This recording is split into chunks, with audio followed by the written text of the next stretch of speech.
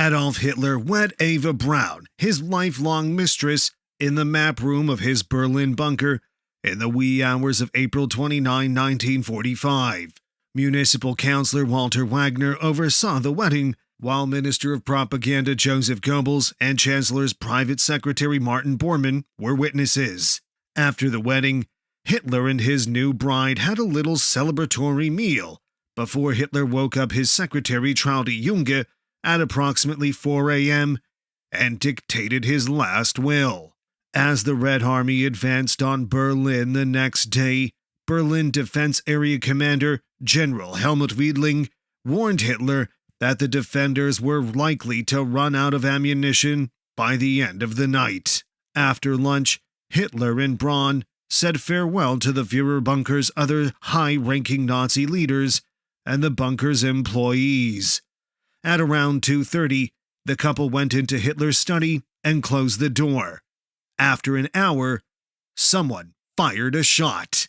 When Bormann and the others arrived, they saw Hitler and Braun's motionless corpses on a couch in the study. Hitler's weapon was at his feet, and his right temple was dripping blood. There were no visible signs of injury on Braun, but the almond scent, characteristic of cyanide poisoning, filled the room. The dead were taken through the bunker's emergency escape on the upper level.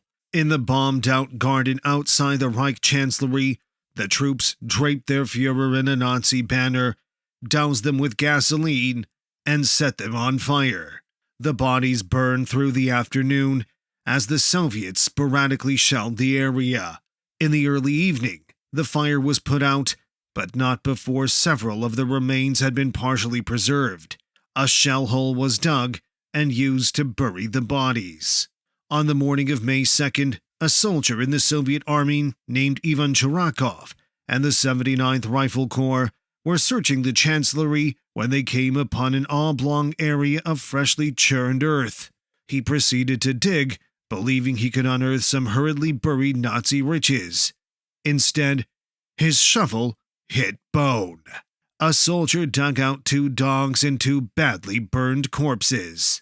A few days after the autopsy, Soviet forces transported Hitler's remains to a new burial on the outskirts of Berlin. This would be only one of multiple movements the body would make in the following several decades. With no face on the corpse to display to the world, neo-Nazis and others have made countless conspiracy theories about what happened to Hitler. And Joseph Stalin, leader of the Soviet Union, was a major motivating factor. It was said that Hitler had been seen in Ireland while dressed as a woman, in Egypt after converting to Islam, at an Amsterdam coffee shop, on a train leaving from New Orleans, in a Washington, D.C. restaurant, and in Charlottesville, Virginia. And, most famously, there were several claims that Hitler was living with old allies in Argentina, having, by some accounts, been whisked out of Berlin, flown to a German airfield in Denmark, and then transferred over the Atlantic by U-boat. The Führer, one FBI dossier said, had escaped to his Argentinian ranch retreat on horseback. Despite their absurdity, these claims continued to fuel a profitable industry of Hitler conspiracy theories, even after 77 years when he shot himself in Berlin, closing the worst chapter in human history. It was Soviet action soon after Nazi Germany's collapse which gave the first fodder for apparently never-ending rumors. After early reports in Western publications from Soviet personnel serving under Marshal Zhukov, who led the Russian troops during the Battle of Berlin, that Hitler's corpse had been located, Zhukov changed his position within days, claiming that the Führer's corpse had not been located and that he may have evaded capture. The Soviet commander informed a close ally of former President Franklin Roosevelt, Harry Hopkins, that Hitler was still alive less than a month after the war ended. Several Allied media started covering the Soviets' claims as they gained traction in Berlin. Newspapers in Britain stated in July 1945 that a Russian commander had said that a burnt corpse found by the Soviets was, a very lousy duplicate. The Russian garrison commander of Berlin was quoted in the American press saying that Hitler had gone into hiding someplace in Europe, with General Francisco Franco of Spain fingered for potentially sheltering him. An article claiming that British intelligence officers were searching for Hitler in Hamburg, with the Führer's appearance reportedly changed by a plastic surgery, was published in all Russian newspapers in September 1945, demonstrating the coordinated and officially backed nature of the Soviet campaign. Pravda, the Communist Party's official newspaper, published an interview with the deputy mayor of Berlin, who claimed to be convinced Hitler was alive. Because the Soviets were insisting that Hitler was still alive, the Supreme Allied Commander Dwight Eisenhower made a similar claim a month later. Even though the future president quickly withdrew the comment, it has been widely cited nevertheless. Historians have slung a lot of mud at Stalin, trying to figure out what he was thinking. Some people think the Soviet leader was trying to undermine Zhukov and other prospective domestic challengers, attempting to place blame on Spain and Argentina for sheltering Hitler served to help undermine Stalin's fascist enemies overseas. As the Allies pushed into their zones of occupation in Germany, he may have wanted to sustain the perception of a continued danger from Hitler as part of a power play in territorial disputes. However, the Russian misinformation effort was met with resistance when, in September 1945, Britain sent the historian Hugh Trevor Roper to investigate the events surrounding Hitler's last days in the bunker. Historian Hugh Trevor Roper was able to compile a dossier of compelling eyewitness accounts that Hitler had committed suicide in the face of impending defeat, and that his body, along with that of Eva Braun, was incinerated in the ruins of the Chancellery Garden as Russian shells rained down.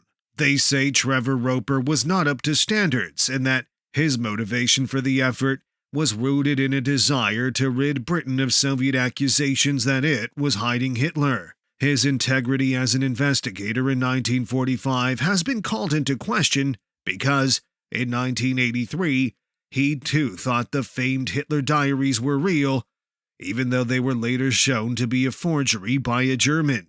However, Trevor Roper knew that the reality of Hitler's death, which came when young boys and old men were losing their lives and deserters were being cruelly killed by his fanatical followers, would serve as the finest form of propaganda. Although there are the late Führer's teeth and jaw, which now sit in a Moscow archive, two of Hitler's dentists were the ones to make the first positive identification for the Russians. Forensic experts from 2018 matched his dental records to the remains. Again, the result was unmistakable.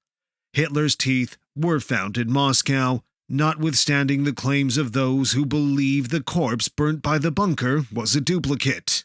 The evidence of other eyewitnesses is also quite convincing. Hermann Karnow, the guard stationed outside the bunker on the day of Hitler's death, was the center of one of the most essential interrogations undertaken for Trevor's report.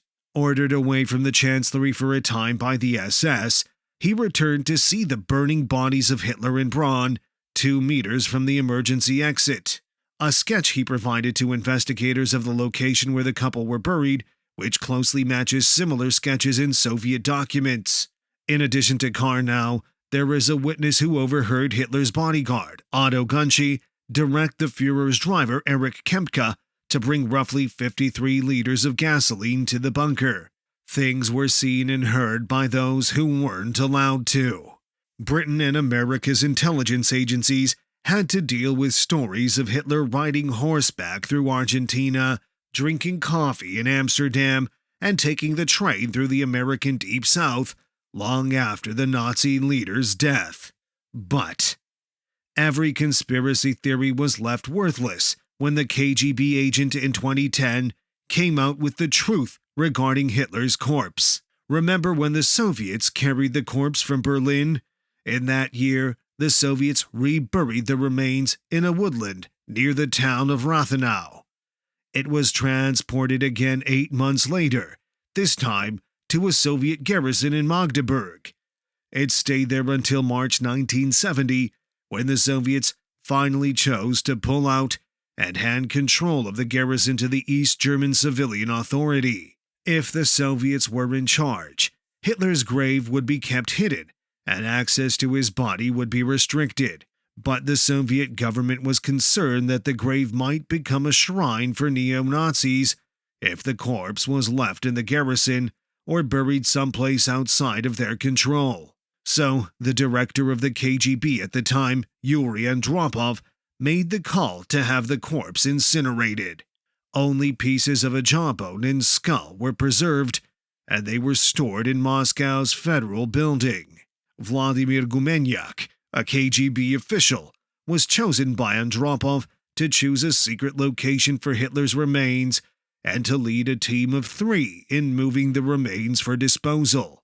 Because the Soviet garrison was encircled by high-rise buildings that had been constructed by the Germans, Gumenyak's crew raised a tent on top of the location where the bones had been buried to hide from sight. After doing some digging but coming up empty, the team realized that when following the instructions to the body, they had measured 45 meters rather than 45 paces from a secret coordinate.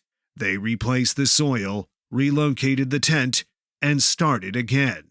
With the remains in tow, the group pretended to be fishermen and drove into the highlands, stopping at a cliff beside a little creek. There, in a spot screened by trees, they lit 2 campfires. Some of the team members were making food to avoid suspicion. Others dug up the body and started incinerating it. The remains were finally burned to ashes. They collected these in a rucksack, which Gumenyak took onto the cliff and opened up into the wind. A brown cloud of dust blew away in the wind, taking with it one of the biggest beasts in history. Gumenyak has now left the KGB for good. He is the only person still alive who was a part of the squad who disposed of Hitler's ashes and who has any idea where they were scattered. He is still worried that the tranquil woods may be used as a place of pilgrimage.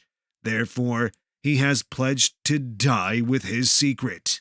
Gumenyak doesn't seem to believe that the job he performed was all that significant, even though he's been given significant sums of money and a lot of attention for what he has done. Unfortunately, history does not provide us with a crystal clear picture of what became of Adolf Hitler and his wife Eva Braun. More than 60 years have passed with no explanation. If he were to return at this point, he would be well into 116 years of age. We still don't know the full depth of Adolf Hitler's ambitions 75 years after the war ended. Many top-secret projects, some think, were stashed in subterranean tunnels across Europe as the tide of the battle turned against the Third Reich. The location and exact purpose of these projects are unknown. Ancient artifacts, like the imperial regalia of the Holy Roman Emperor, priceless artworks, and even fragments of stained glass windows from local cathedrals were hidden by the Nazis in a network of tunnels that were modeled like those found in medieval Europe. Some of the underground tunnels date back to the 14th century, when medieval laborers carved a maze of tunnels and vaults with hammers and chisels. Before we get into the secret tunnels of Adolf Hitler, here is a quick reminder that subscribing is free. Adolf Hitler was the head of the Nazi Party and the ruler of Germany from 1933 to 1945. In September 1939, his invasion of Poland sparked World War II. For 6 years, the horrific battle raged, consuming nearly the whole world. After the Second World War and the Allied powers' triumph, it was assumed that Hitler had larger intentions that were never discovered. Hitler's covert tunnels, probes into the Nazi nuclear weapons program, as well as other secret programs, like mystical practices and horrifying human experimentation. With the Allied destruction of the German rocket program's headquarters, the Führer would have learned the need of relocating secret programs to secure places. As a result, the Nazis constructed a massive network of underground tunnels that crossed Germany, Austria, Poland, France, and Czechoslovakia. The majority of these underground networks have been blocked or booby-trapped, while some remain unexplored. In 1943, Hitler and his engineers began constructing an extensive subterranean metropolis, the Projekt Riese, linked by tunnels to 7 bunker complexes where they could carry out their war preparations unhindered by Allied bombers or advancing Red Army forces. Hitler gave the go-ahead in April 1943. He assigned the project to Armaments Minister Albert Speer. In September of that year, Speer started negotiations on the project with the recently established Silesian Industrial Company to bring it to fruition.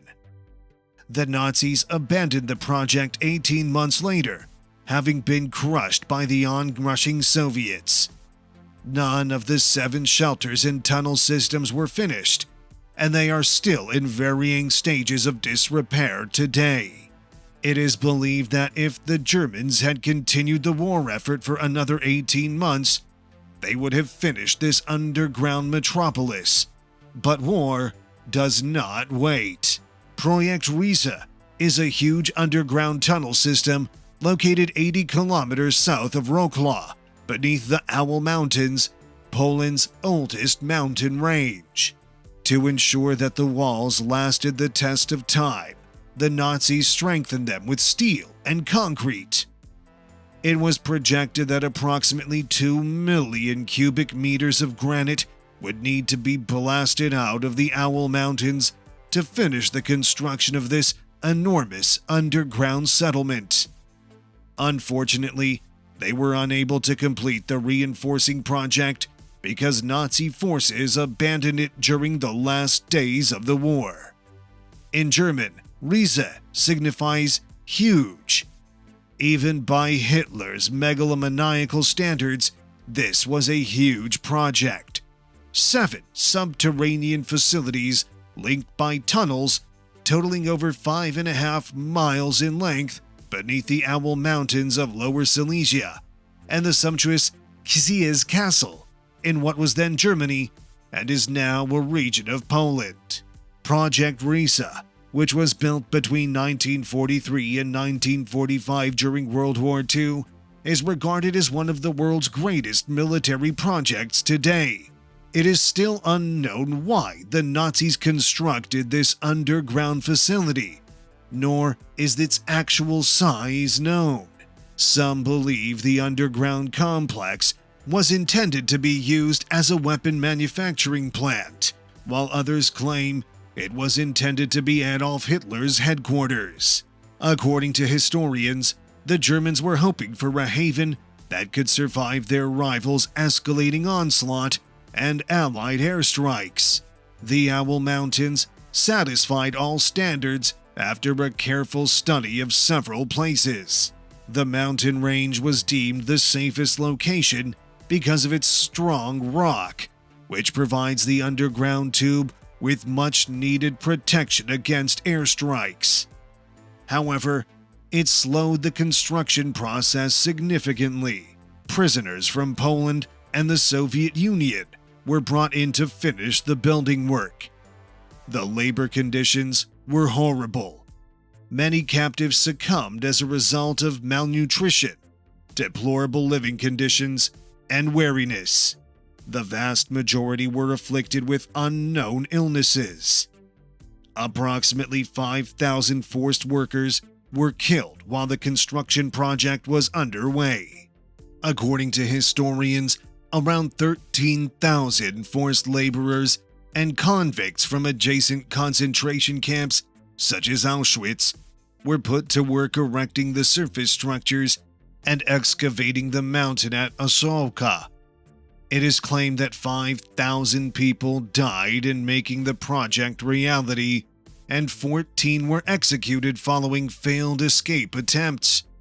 The average life expectancy for a cave worker was roughly 4 months, owing primarily to sickness, hunger, and perilous labor. Children as young as 10 are claimed to have been forced to push mining carts and perform other menial tasks. The enormity of Nazi megalomania and the cost of human lives is devastating. Even while the tunnel remains a mystery to many, it is recognized for a few things. Project Riese has almost 90,000 cubic meters of dug tunnels and can be reached by 7 distinct entrance sites or the complex bunkers found at Walim Rzeczka, Jugowice, Włodars, Sobo, now called Ramenberg, Sokolec, Osowka, and Ksi Castle. Complex Włodars has the most tunnels drilled under it of all the tunnels. Few have a concrete finish, but the majority have been abandoned in their natural form. The goal was to turn Osowka into a metropolis capable of housing more than 20,000 Nazi troops and laborers. A visit to Owl Mountain could enlighten people about the atrocities that occurred there, as well as life in general during the Second World War. There is evidence of unfinished military buildings, stores, bunkers, building materials, and excavated stuff inside the hilly tunnel. There are a few tunnel entrances as well, many of which are inaccessible owing to the hardened brick used to build a barrier, and some of which are flooded. Some tunnels have no end in sight, leading to nowhere. Aside from these main compounds, a casual walk through the mountains will reveal numerous and somewhat terrifying traces of abandoned military barracks, bunkers, warehouses, building materials, excavated matter, and tunnel openings, many of which are barricaded, bricked, or blocked by hardened cement bags. Others are filled with water, and some appear to go on forever, leading to nowhere. To the tourists' good fortune, there are some tunnels and facilities that are open to them. Ksiaz, with Castle Fürstenstein, which was meant to be Adolf Hitler's house, is one of the underground complex's most notable features. Only 2 underground tunnels connecting to the majestic building cellars were planned to go to the castle. So what exactly have the researchers discovered up till now about the tunnels? Excavating 7 underground locations is a difficult task. In reality, just 100,000 cubic meters of Project Riese's 213,000 cubic meters volume have been discovered thus far. Some of what was discovered has been left accessible to the public for visiting by travelers at Walim Rzeczka, Włodars, and Osowka. Archaeologists discovered an abandoned painted gate that was designed to fool passerbys, a pistol, and a massive hall with a construction track, among other things. An ancient winch, ammunition wagons, a paint inscription that reads Riese, solid arches, barracks, and other ruins in a basement were also scattered around the tunnels.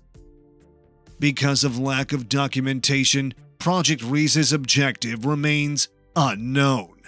In their post-war memoirs, Albert Speer and others argued that the purpose of Project Riese was to serve as a general hiding spot for the Nazi senior commanders, as well as a vast underground headquarters for Adolf Hitler. Other experts, however, believe that how this information was purposely distributed by historically untrustworthy sources is proof that this was a planned Nazi deception effort aimed to distract attention from the true objective of Project Riese. Or was it supposed to be a superhuge subterranean military facility for nuclear testing, hypersonic planes, anti-gravity devices, and other wonder weapons, such as the Nazi Bell. Some people believe that the enormous subterranean facility that Project Riese planned to construct would have been an ideal location for the Nazis to carry out their never-ending and infamous military experiments to make superhumans. Well, there are many theories by historians like nuclear testing. It would be a safer place to conduct them since the Owl Mountain's almost impermeable granite would prevent any detectable emissions.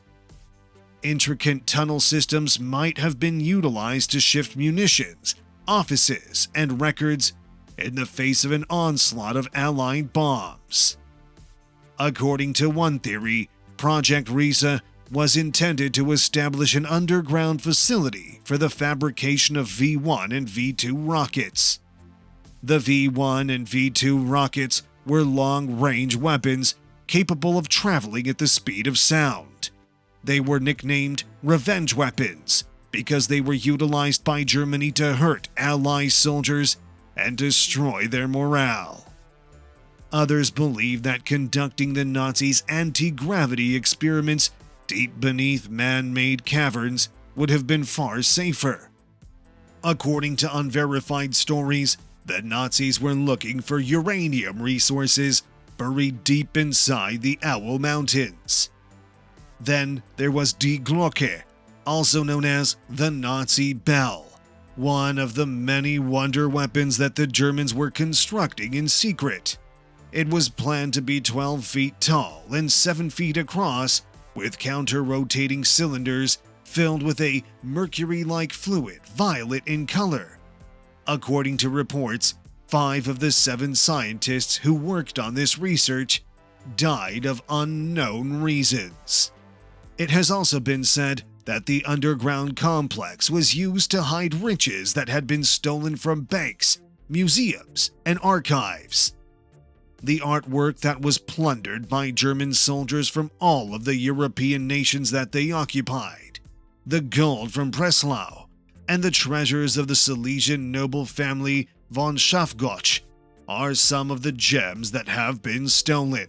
Since its collapse during the dying gasps of the Third Reich, the gloomy tunnels of Project Riese have spurred endless tales about the claimed treasures concealed beneath. Among these reportedly priceless items are train carriages that were said to be laden with Nazi wealth, but whose whereabouts have remained a mystery ever since World War II ended. Pieces of art that the Nazis had seized from the many countries that they invaded. The storied Amber Room from St. Petersburg in Russia was disassembled and then reassembled in its original state in a massive viewing room located beneath the Owl Mountain. 3 of the 7 tunnel systems that were planned to be built as part of Project Riese have been deemed unfit for tourism due to their unsafe conditions. In addition to Xia's castle, tours are available at 3 of the other castles, and some of these other castles even have modest gift stores on site.